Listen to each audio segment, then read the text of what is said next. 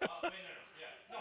King Mahu looks into the ocean, and each of the four guys are on the surfboard. Four, he yells. Four? Then he rubs his eyes. And lo and behold, there is an extra surfer with the guys, and they are safe. So King Mahu yells to everybody, If you don't bow to their god, actually I'm gonna skin you alive.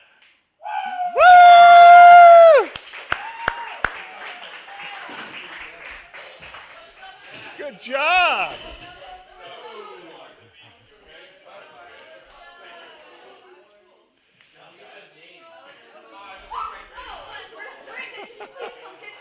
Good job.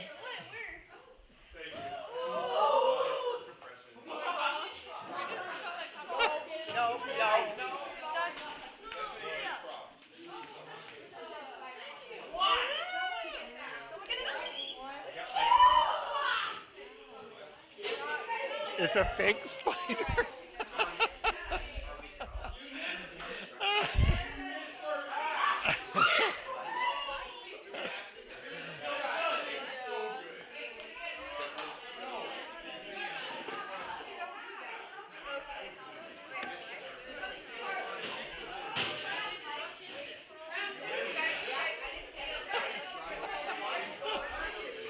All right, regather.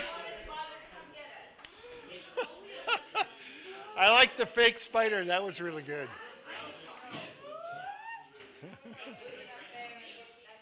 All right, regather. All right, let's play a little game to get started. Let's think of a quote from a movie that if you say it and somebody else knows it, you get a point. I mean, you're still in the game. All right.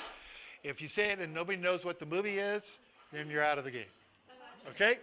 So I'm going to start right here in front. What's your movie quote? Checkered flag. Shoot, he's out. oh, Cars 1. If nobody Check your knows flag, the here I movie. come. Oh, Cars This 2. is literally wearing Lightning McQueen shirt. Posers. All right. All right. What Destiny? What's your movie quote? What was it? You don't have one. I think just to finish it. I don't. Well, no. You just if you the movie quote. If you say the whole movie quote and people know whose movie it is, you're in. Destiny. You don't know movie quote? We're moving on. You're out. Katie. Can it be like a part of a song in the movie? Sure. I wouldn't be where the people are. Every Little Mermaid. All right, we got it. Keep going. You're a con-headed ninny bucket. All right, go ahead, My Kaylin. name is Inigo Montoya. I'm kidding. I can't carry through you, Mr. Quarterback. I can't carry you. All right, keep going, Katie. Cody's me. Let me be me. Oh, Sarah. You what? What? Say it again. Endgame. All right, Nate.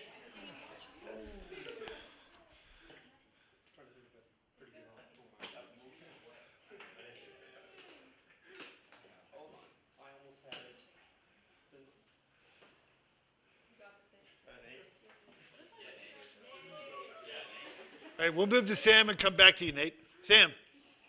I didn't think about asking the butcher where the chocolate is, but I will.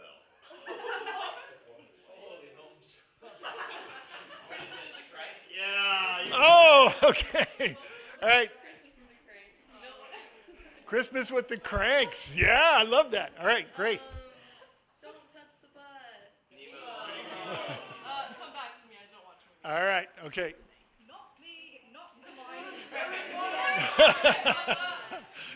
Keep going. Oh, Star Wars. All right. Yes.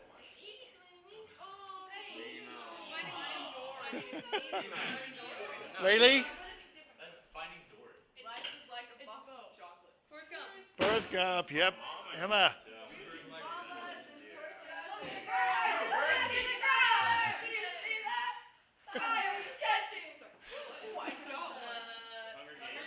All right. Speed. Cars. Speed. Lightning McQueen. All right. Reese. What? All right. Keep going, Anna. They left without me. They do this I say. I love kung fu.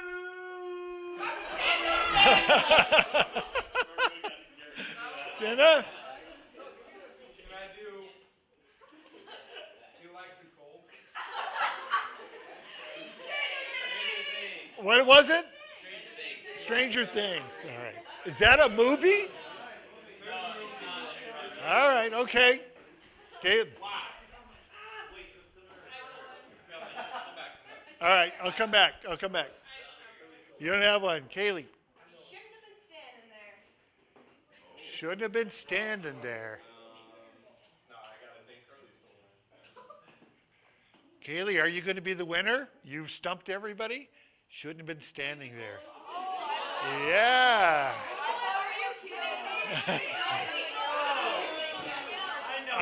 Okay. All right. Hey, what's the movie, Kaylee? Happy Gilmore. All right. How do I win? What? How do I win the game before? You know what? This is just for fun. So, go ahead. Find more metal. China will. Let me over. Kung Fu Panda 2. Yes. All right. Kevin, the Wi-Fi's out. Despicable Me. All right. Keep going. All right, let's go back to Nate. Bring forth the holy hand grenade of Antioch. The best movie ever? Monty Python and Search for the Holy Grail. All right, let's see. Who else did we skip? Yes.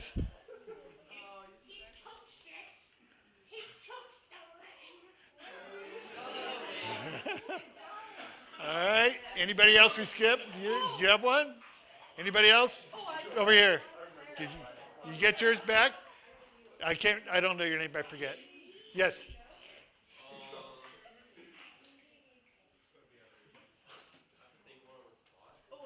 All right. Yes. Thinking bee. All right. You got one? All right. So you're saying there's a chance. Oh, Dumb and Dumber. All right.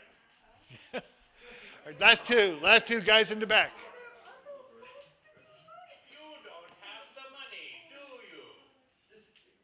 I don't remember what movie. Then you can't say it. All right. All right, keep. All right. Last guy.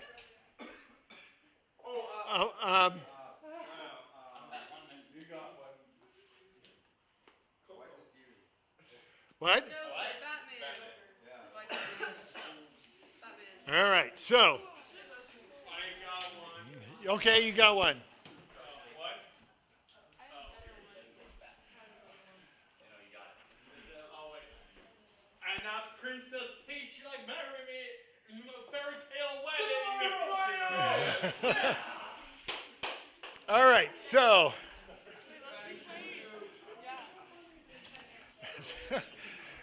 So you say Ken, I say what? You go, what was that for? Just by hearing a line from a movie, you know the whole movie, right? But the line from the movie doesn't tell you the whole movie, right? So when you think of The Fiery Furnace, do you feel like you know the whole movie? Or Shadrach, Meshach, and Abednego? Or My Shack, Your Shack, and a Bungalow? Or Make the Bed, Shake the Bed, to Bed we go? There's a ton of them. We're going to be looking at that story today like our skit told us. I found this sign. I thought it was hilarious. Shadrach, Meshach, and a bean to go. Coffee roasters. Master roasted, never burnt. I thought that was great. All right, so we're going to dive into, like I said, generally we know the Sunday school side of the stories. We're going to go a little deeper on this one in the next 45 minutes or so. All right, so let's take a look at what we got. So we did movie quotes. So the story opens up. King Nebuchadnezzar builds a statue that's 90 feet tall. That's 9 stories, and 9 feet wide. So it's probably on a pedestal, and it's made of. It's a golden statue, but it can't be made of pure gold because you know how heavy gold is. So probably gold overlay. Its location was in the plain of Dura. Nobody really knows exactly where that is, but let me see if I can talk you through that. It was in the plain of Dura. Here's what it might have looked like, but nobody knows because it was 3,000 years ago, so we don't really know. But we know the dimensions, and we know what it was made of gold, and it was a statue. So we think this was it. He set it up in a place where you could assemble a ton of people. In contrast, are you familiar with the Colossus of Rhodes, one of the 7 wonders of the world? Here's how the Colossus of Rhodes would compare with this guy. Okay, so it was pretty massive. It was a huge statement. A huge statement, especially in the ancient world, where building things that tall was very unusual. So, because they really just had mud and bricks and stuff like that, unless you had huge stones like the pyramids. But this was a massive statement of King Nebuchadnezzar establishing his dominance over the world. Yeah? I thought it was just like a statue. I know there's a pole under it. Because it's 90 feet tall and 9 feet wide, it would be a grotesque statue if it was a statue. You know what I mean? So it was probably his image. Nobody knows because nobody's seen it. We don't have any information about what kind of image it was, but it was probably his image at the top of this thing. And the reason it was so tall is because they were going to gather thousands of people, and you had to be able to see it from way in the back. All right, so he set it up on the plain of Dura, is what the Bible calls it. Nobody really knows where that is. But there's lots of places it could have been. But it was a big enough place to assemble everyone, all right? So he was 90 feet tall, 9 feet wide, probably represented Nebuchadnezzar or Marduk, or maybe both. And its purpose was to establish Nebuchadnezzar's glory, the lasting testament to it. Because it was overlaid with gold, it would last and last and last, unless somebody tore it down and stole all the gold. But it was really its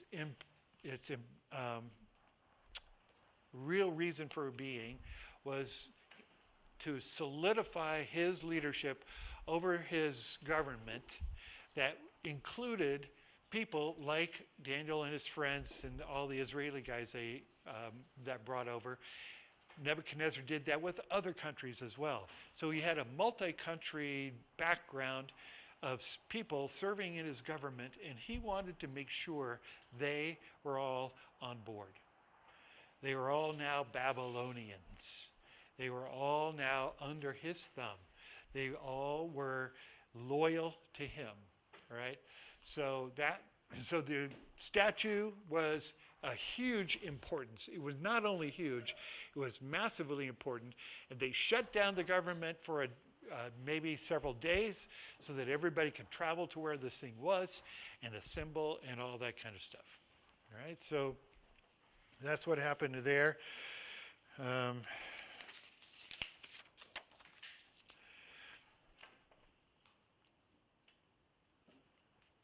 Let's read Daniel 3. So get Daniel 3 open. I'm going to read for you the the next verses 8 through 18. So, and by the way, he said, okay, this is kind of a ritual thing. So when you hear the sound of the band playing, you bow. Everybody bows. And it happened on probably a regular schedule so that late arrivers could participate as well. But it was a significant, everybody's bowing, right? Everybody's going to bow. So then, starting in verse 8, at this, and when the band played, everybody's bowed.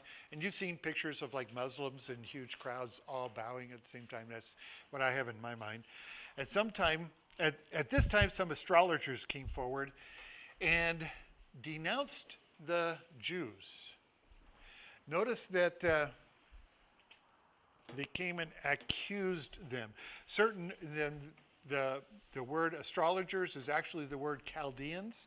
And Chaldeans were the people, the original people in Babylon. They were locals. Came forward and denounced the Jews. They said to King Nebuchadnezzar, "May the king live forever. Your majesty has issued a decree." And they said, yeah, everything we've already talked about. But there are some Jews whom you have set over the affairs of the province of Babylon, Shadrach, Meshach, and Abednego, who pay no attention to you, your majesty. They neither serve your gods nor worship the image of gold you have set up. Furious with rage. Sound familiar? Nebuchadnezzar summoned Shadrach, Meshach, and Abednego. Notice they're using their Babylonian names in this and not their Israeli names. So these men were brought before the king, and Nebuchadnezzar said to them, "Is it true, Shadrach, Meshach, and Abednego, that you do not serve my gods or worship the image of gold I have set up? Now when you hear the sound of the horn, flute, zither, lyre, when you hear the bands, if you're ready to fall down and worship the image I made, very good. But if you do not worship it, you will be thrown immediately into a blazing furnace." Then, this is a key sentence, then what God will be able to rescue you from my hand? Shadrach, Meshach, and Abednego replied to him, "King Nebuchadnezzar, we do not need to defend ourselves before you in this matter. If we are thrown into the blazing furnace, the God we serve is able to deliver us from it, and he will deliver us from your majesty's hands. But even if he does not, we want you to know, your majesty, that we will not serve your gods or worship the image of gold you've set up." They had balls to talk to the king of the world like that. Oh my goodness. So let's take this apart a little bit. First, the accusation.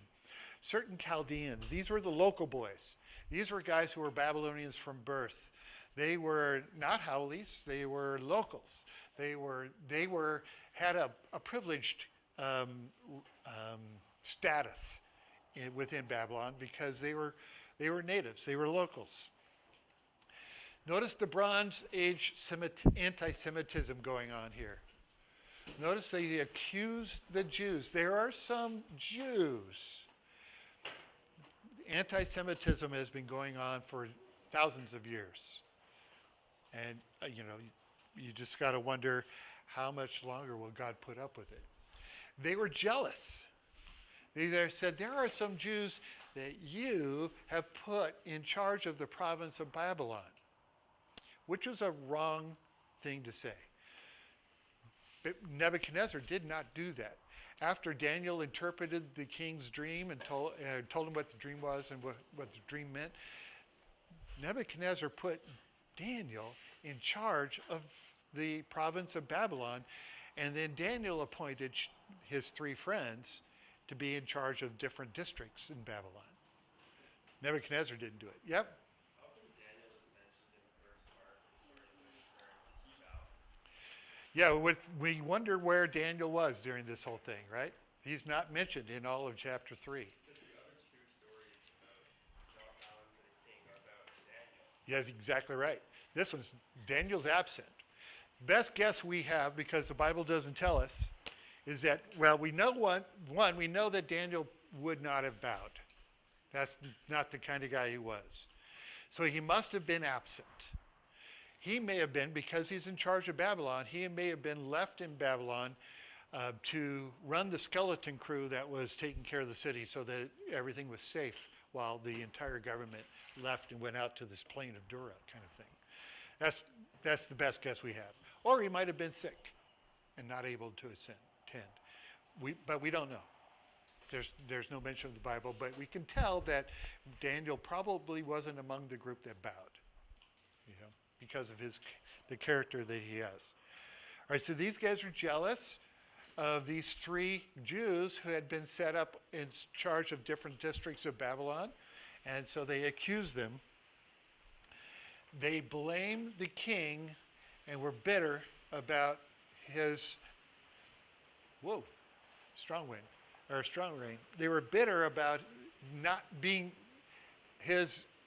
promoting these 3 guys over them. They didn't like that at all.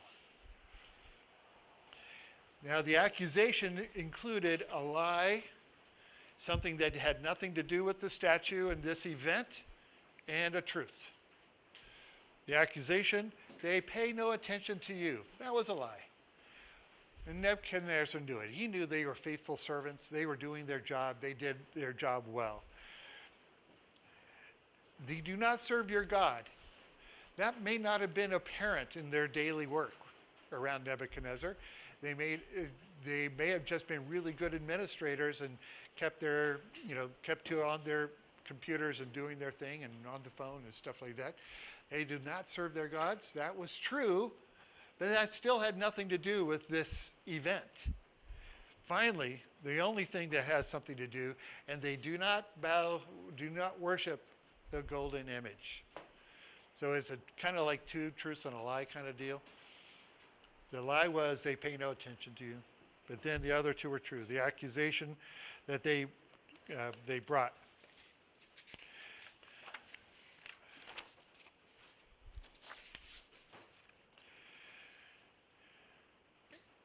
This is where I would have answered your question about where was Daniel. Now we have the consequence of nonconformity. There's a classic story, an illustration of a father who tells his kindergarten-aged son to sit down. The son does not sit down. So the dad says, sit down. The son does not sit down. The dad comes over, forcibly makes the son sit in the chair. Now you're sitting down. And the boy says, I may be sitting down on the outside, but I'm standing up on the inside. If I was one of those guys and I was given the command to bow or to be tossed into a furnace, I would probably be bowing on the outside but standing up on the inside. Does that make sense? I would have done whatever I could to look like I was going along but not really going along. I may have bowed but cockeyed a little bit, pointing a little different direction. I may have bowed pointing Jerusalem and be prayed to God at that point. But I would have at least been bowing, That would be what I would think. How do I get out of this? Well, I can bow, but not really bow to the idol. I can bow and pray to God. Maybe I can do that. That way I'm bowing on the outside, but standing up on the inside. These 3 guys did not do that. They chose not to conform. So they gave the king an answer. The king says, is it true that you don't, he ignored the first one, that was obviously a lie, that you don't serve my gods and you don't bow down? And their response, I think I'd talk about that a little later. His response to their initial being brought in, they don't bow, was his furious rage. This isn't the first time we'll see this happen during this whole experience. Then he gave them a chance to comply. He says, you guys, I like you. If you just go along, everything will be all right.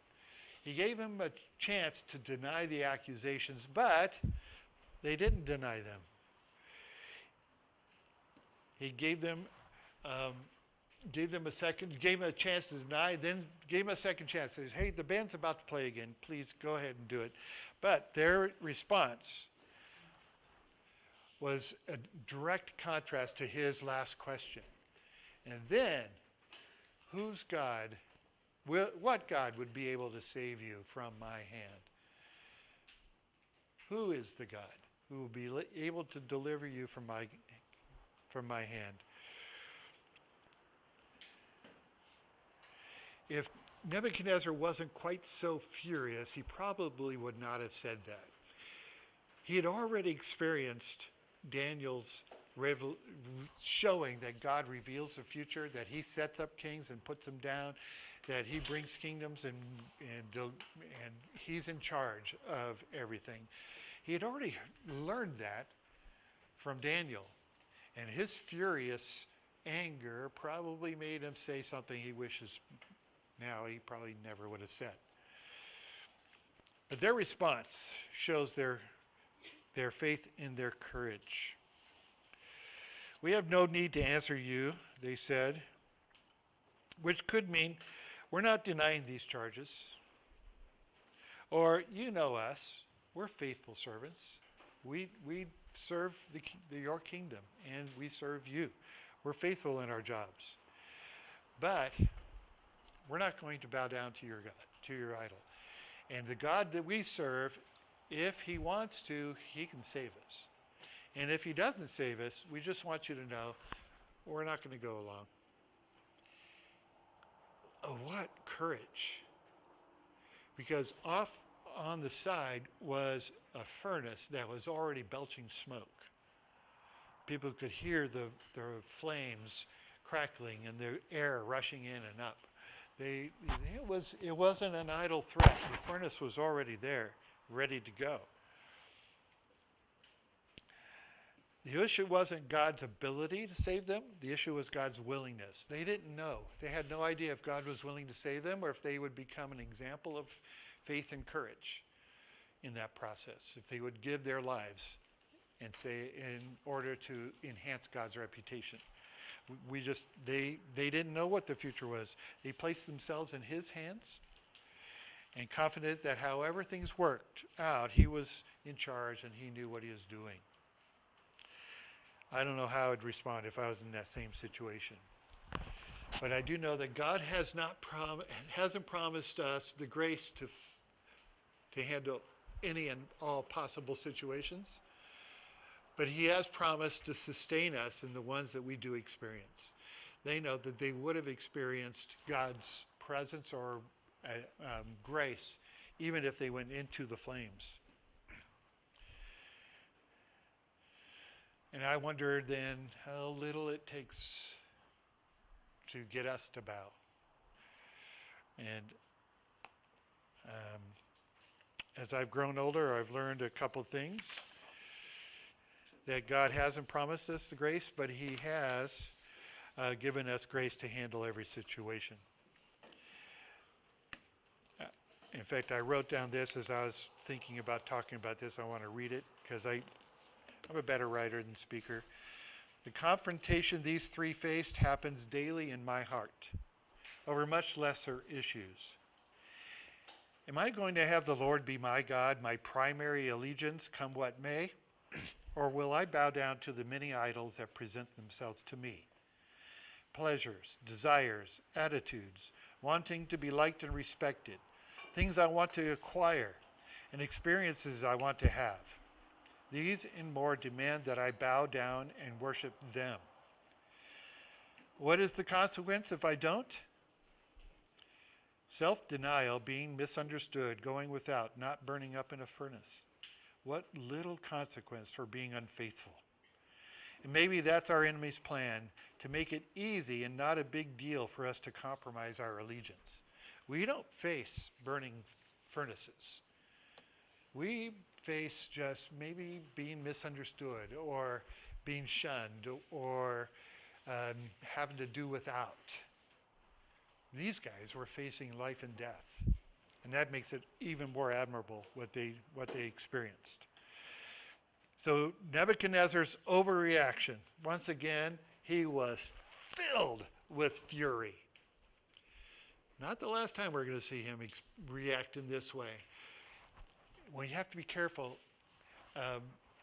Anger is especially a devastating and dangerous emotion to have. Do you know that anger is always the second emotion? It's a secondary emotion. It's not a primary emotion. In this instance, Nebuchadnezzar felt disrespected. And that disrespect for the king of the world, who do these guys think they are, filled him with fury. And it would be his undoing for a little bit. So he was filled with fury, thinking, and so he made the furnace, ordered it to be made 7 times hotter. Do you think 7 is a random number in this situation? Nothing's random in the Bible. So it's important that we recognize these little details when they happen. That's what the furnace probably looked like. That's a kiln, a smelting furnace. And you can see they could have walked up the sides here and gone in. That's a very ancient furnace for smelting iron and all that kind of stuff. So you toss things in the top, and you have an opening in the front where you can pull out all the ashes and all that kind of stuff. And so that's what these guys were facing. So the king orders it to be made 7 times hotter than it should be. He has his best soldiers, his SEAL Team 6 guys, his special ops guys, strongest warriors, tie up each of the 3 young men and carry them, not walk them up. They had to carry them up the furnace because they were tied feet and legs tied together, arms tied together, or bound. They weren't just handcuffed, they were bound. And they walked them up the furnace and tossed them in, and the furnace was so hot, those guys burst into flames on top of that furnace. Nebuchadnezzar sacrificed his best soldiers to satisfy his fury. And into the furnace they went. The irony is, those who obeyed the kings succumbed to the flames. But as we know, those who disobeyed the kings survived the flames. You think the irony was apparent to everybody watching? Probably not. Maybe more on reflective thinking about it afterwards. So let me read you what happened after that. These 3 men, firmly tied, fell into the blazing furnace. Then Nebuchadnezzar leapt to his feet in amazement and asked his advisors, "Weren't there 3 men that we tied up and threw into the fire?" They replied, "Certainly, Your Majesty." He said, "Look, I see 4 men walking around in the fire, unbound and unharmed, and the 4th looks like a son of the gods." Let's stop there. Talk about their miraculous deliverance. He immediately sees 4 guys in the fire, walking around, unbound, unharmed. So he says, "Hey, did one of the soldiers accidentally fall in? Is there something magic about the fire and a soldier got in there?" "No, we just threw in 3. "Well, I see 4. And that 4th one doesn't look like a normal guy. That 4th one is different. That 4th one looks like, in his vernacular, a son of the gods." We don't know what was different about that guy in there with him, but we know that Nebuchadnezzar saw 4 of them. Everybody saw 4 guys. 4 were seen in the fire. So the king asked for clarification. Notice that they were unbound. It's not like the fire burned the ropes off of them. Maybe that 4th guy untied them.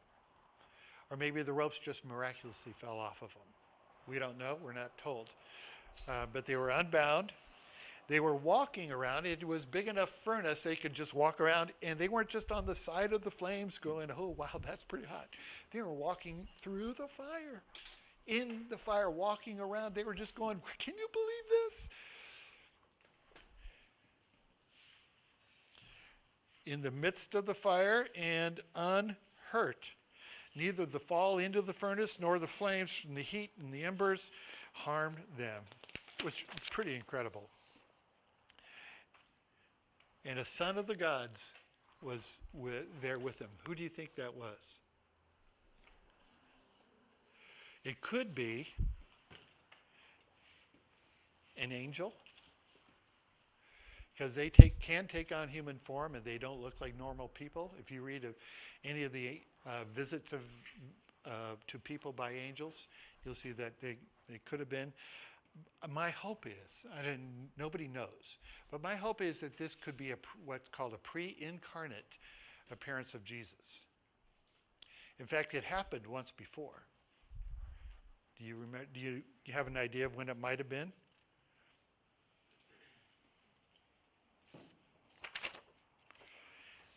Do you remember when Abraham was camping out with his tent and his flocks and his people, and a couple of visitors arrived, and he hosted them, and then in the morning they said, should we tell Abraham about what we're about to do?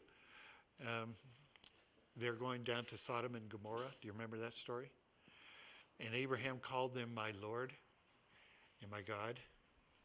It was pre-incarnate Jesus showing up in somebody's life. My hope is that was what it was, but we don't know. All we know is that Nebuchadnezzar called it looks like a son of the gods. And so, but imagine you're Hananiah, Mishael, or Azariah, and God himself visits you during this tremendous sacrifice that they made. What a blessing that must have been to them. I don't know why I'm tearing up. But the love of God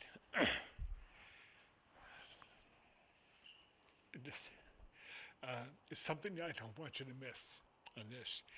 God's love for those guys. To be present with them in the middle of that fire.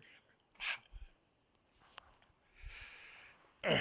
I'm looking forward to talking to them about that someday.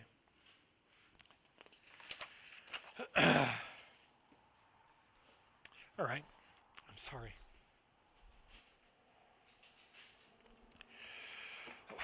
All right. So let me read you what happens next. The exact words that Nebuchadnezzar said. Nebuchadnezzar then approached the opening of the blazing furnace, and probably was quite a while before he could get close enough to shout in there. And shouted, Shadrach, Meshach, and Abednego, servants, watch this phrase, servants of, not his servants, of the Most High God. Where did he get that phrase? From Daniel. Servants of the Most High God, come out. Come here. So Shadrach, Meshach, and Abednego came out of the fire. Imagine they were going, oh, do we have to? And the satraps, prefects, governors, and royal advisors crowded around them. They saw that the fire had not harmed their bodies, nor was a hair of their heads singed. Their robes were not scorched, and there was no smell of fire on them, which is amazing to me. I like using my grill to smoke things, and I always have to put my clothes that I use to smoke meat into the laundry because the smell of smoke is on it, you know. There was no smell of smoke on them. Then Nebuchadnezzar said, and watch this change of verbiage, praise be to the God of Shadrach, Meshach, and Abednego, who has sent his angel and rescued his servants. They trusted in him and defied my command, and were willing to give up their lives, rather than serve or worship any god except their own God. Therefore, I decree that the people of any nation or language who say anything against the God of Shadrach, Meshach, and Abednego be, and this will sound familiar, cut into pieces and their houses be turned into piles of rubble. For no other God can save in this way. Then the king promoted Shadrach, Meshach, and Abednego in the province of Babylon. Whew. What a turn of events.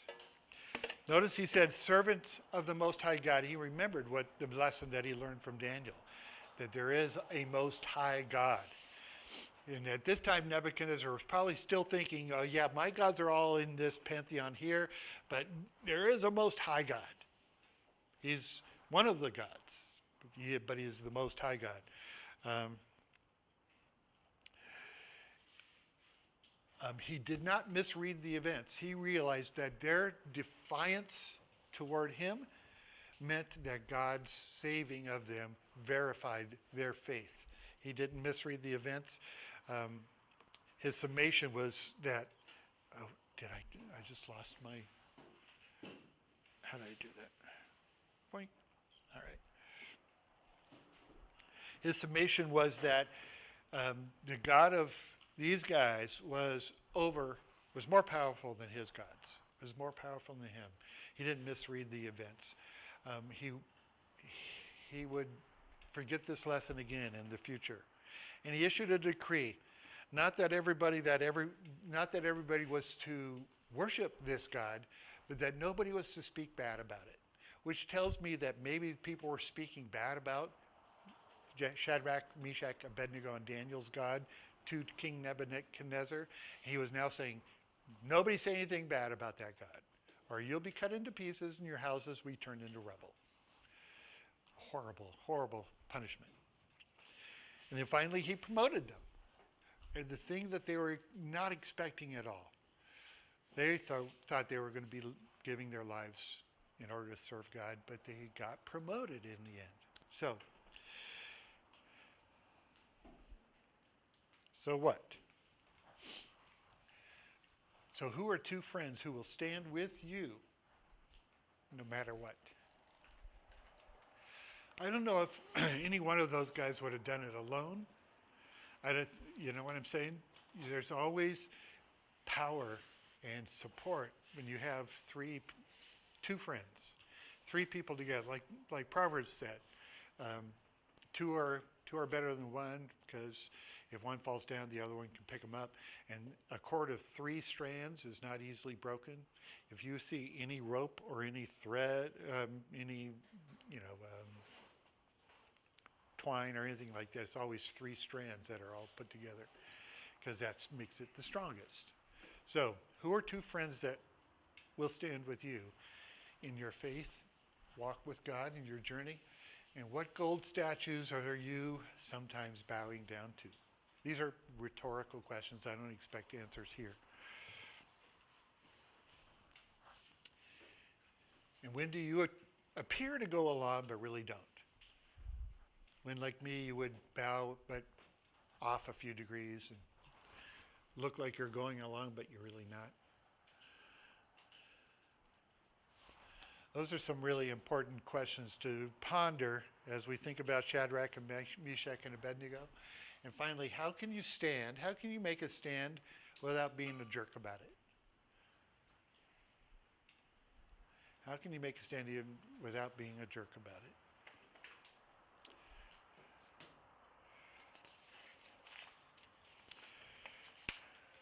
All right. So, next up at 4 o'clock is our next skit from Daniel chapter 4. All right? I will see you then. Are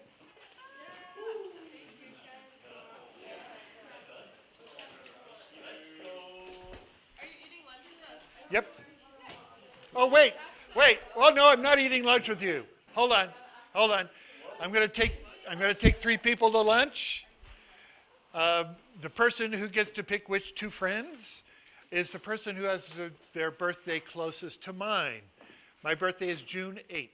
June 6th. My name's Brody. June 6th? Anybody closer than June 6th? What? I'm 13. June 13th? Yeah, June 6th beats that. All right, you get to pick 2 friends to come to lunch with me. And